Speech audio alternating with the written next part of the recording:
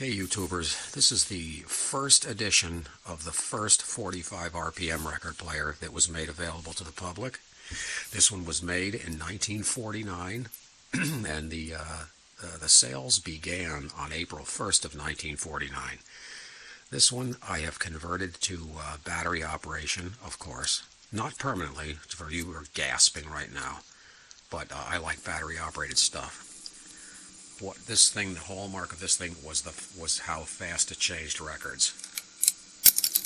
I mean, it just explodes into the record.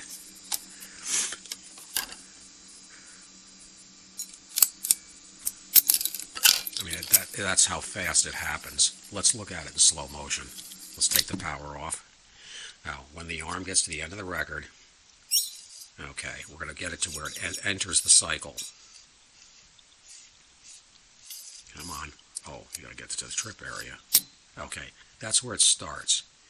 In less than an eighth of a turn, the arm's already on its way back. Now, watch the record separators.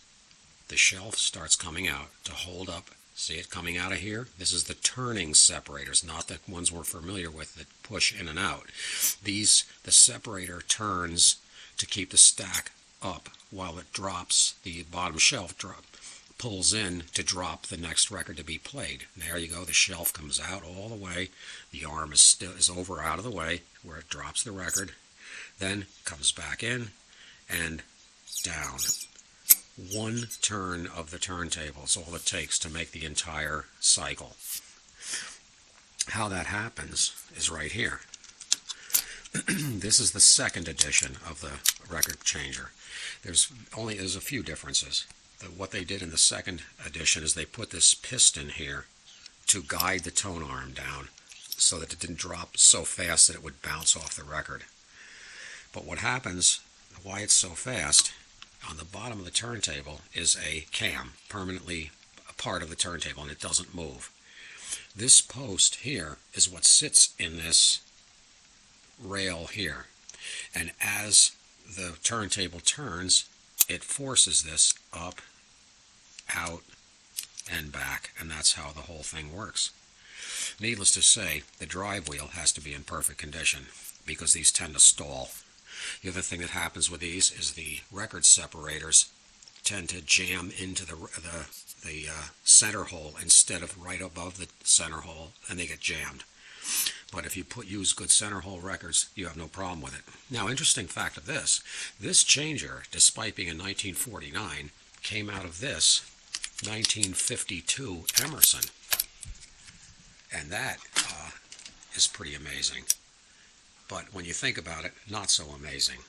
Because back then, the RCA had gone into the RP-190 changer, the one we're all familiar with a plastic tone arm. They did that in 1950. That left them with a whole bunch of these RP-168 changers to dump. So the industry called it flushing the toilet, and they did that gladly with Emerson. Emerson was a cost leader. They made a good product, but they were a very inexpensive product. And so Emerson bought the changers, and they put 3-year-old changers in their equipment. But there's nothing wrong with them. They work good. It gets to the end of the record here. But it's just amazing how fast they are, and they're a great little record player. And this one's been fully restored. It's going to be a lucky person that gets this one, because, as I said, it's the first edition of the first 45 player. And I have made the whole thing battery operated. The next video will be of this thing all together, the cabinet and the changer together. But I haven't done it permanently. The original amplifier has been restored also, so it can be put back to a tube AC operated record player. But I like portability, and that's what I do. But I didn't make any permanent changes, so like they say in the medical profession, first do no harm. That's my credo also. But I think that it's a fun item. To take these apart, you have to take the arm off first by taking it out from the bottom. You have to take off this. You have to loosen, not take off, just loosen this 1/4-inch screw. Then this assembly here will pull off. Then you pull the whole arm assembly from the top, pull it away.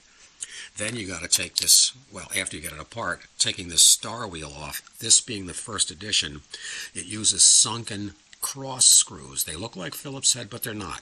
You need a very tiny screwdriver like this one to get them off. And if they're stuck, you're out of luck. You can't get them apart except by cutting them apart. Then you can get it apart to clean it.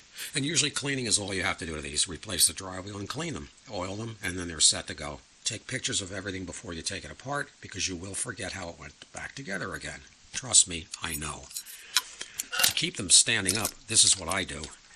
This was a hint I learned from Phil Vortzis, who wrote the great book, the fabulous Victrola 45 record player book. These are long screws from a hardware store, just a nut and a bolt to keep the thing upright so that you can work on it. And that's it. Next video will show the whole thing back together again.